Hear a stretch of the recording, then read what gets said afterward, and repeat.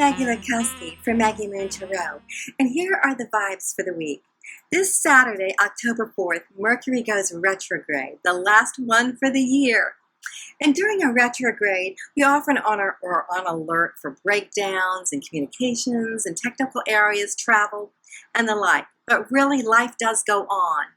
And if we do have to sign contracts or make a purchase, just to be sure and read the fine print. And the blessings of our retrograde in Mercury is to slow down, which is perfect and fits right in for the season. Look at areas in our life where we might need to rethink, readjust, or rework. We can't always be on 24/7. And late Saturday, early Sunday, depending on your time zone, there's a trine between Mars and Sagittarius and Uranus and Aries, an unlikely combo, maybe a double-edged sword. So there might be some high alerts, but also some advantages. So if sparks start to fly, just back away. You might ask, is that my energy or does it belong to someone else?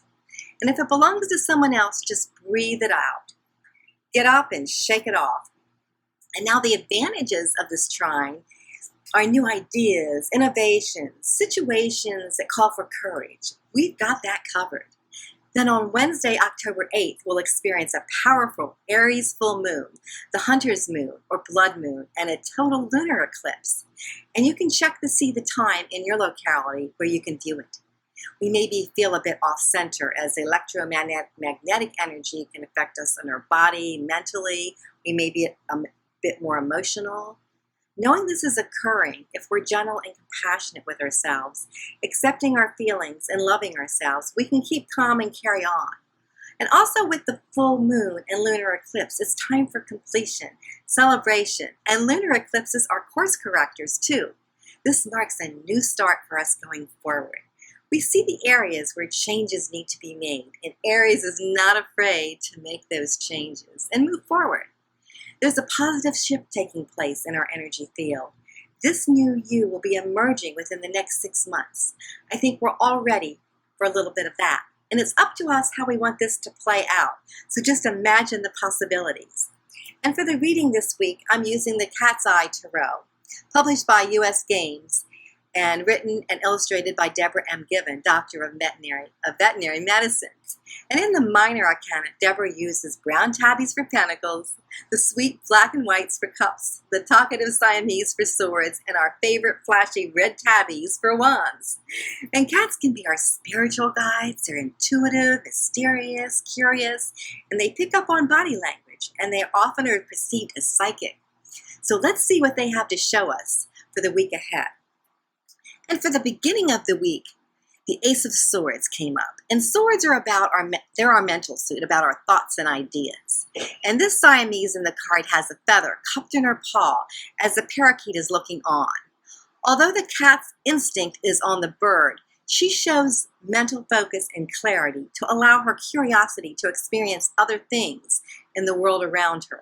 So in the beginning of the week, rather than reacting to people and situations in our normal way, it's often better to be curious, open-minded for new thoughts and ideas so that they can be heard. And the bird in this card may hold a message for us, something that just pops into our head. When our mind is clear, we're more able to receive these messages and downloads from spirit. And aces are about opportunities and potentials, so we don't want to miss one. And the energy for midweek, the Nine of Pentacles wanted to come out. And this contented brown tabby is at home and confident, sitting on the porch rail on the farm. He knows he commands a special place with his human family and is afforded the best.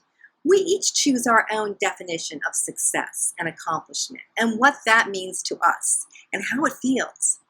It's not the same for everyone. So it's important to really get clear on what we truly desire and how we want to feel. It's not about somebody else's ideas or accomplishments. And being it's the Nine of Pentacles, nines in numerology are about completion, getting ready to wrap things up before we start again. So midweek, we may take another look at where we are, how we feel, and where we want to be. So as that ace has potential at the beginning of the week, we may want to dig a bit deeper, to visualize our desires and how we want to manifest them. And then at the end of the week, The Four of Swords appears. The Siamese that we saw in the beginning of the week in the Ace of Swords is appearing again, but this time resting on her perch, gazing out the window, almost in a hypnotic state, seeming not to notice the sparrow below looking up at her. Another bird in this card too, and birds are our symbols and messengers. And this message is about rest, a pause, a time for reflection. New ideas that came to us earlier in the week with the energy of that ace may need time to percolate. Swords being our mental card about relaxing the mind from overstimulation of the week. There may be activities that can relax our mind, listening or playing music, stepping away from our computers, social media, TV, and rituals where we empty our mind. The simple act of washing the dishes, knitting, walking out in nature are just a few. When we do these things, we feel refreshed. Our mind is emptied of the chatter, and we're open and receptive to hear the messages we need that an overactive mind often misses. And cats instinctually know when to rest, when to relax, and can be our Zen teachers in this discipline. And I was called to pull another card, and I pulled it from the Higher Intuitions Oracle deck by Christy Robinette and Joanne Gibson Bowman. And this card is clarity. And it's about releasing hidden fears and trusting that the universe has our back. And the three bats are flying in the light of the full moon. And bats navigate not only by their sight, but through echolocation and their other senses. They help us bring clarity to situations by a sense of knowing, asking us to listen to the message that can help us find what seemingly might be hidden.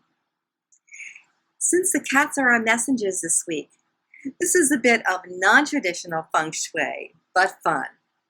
The lucky cat is a Japanese symbol called Moniki Niko, which translates as the beckoning cat.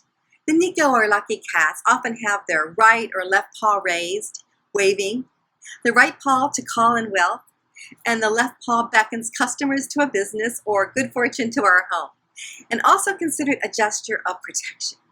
They're seen holding a gold coin, usually an ancient Japanese rectangle coin, a feng shui abundance activator. The Niko cats are also lovely charms for your purse. And they're called a money cure, so we can place them in the abundance or wealth area of our home. And that, my friends, are the vibes for the week. So if you've enjoyed this video, I ask you to click on the like and subscribe buttons.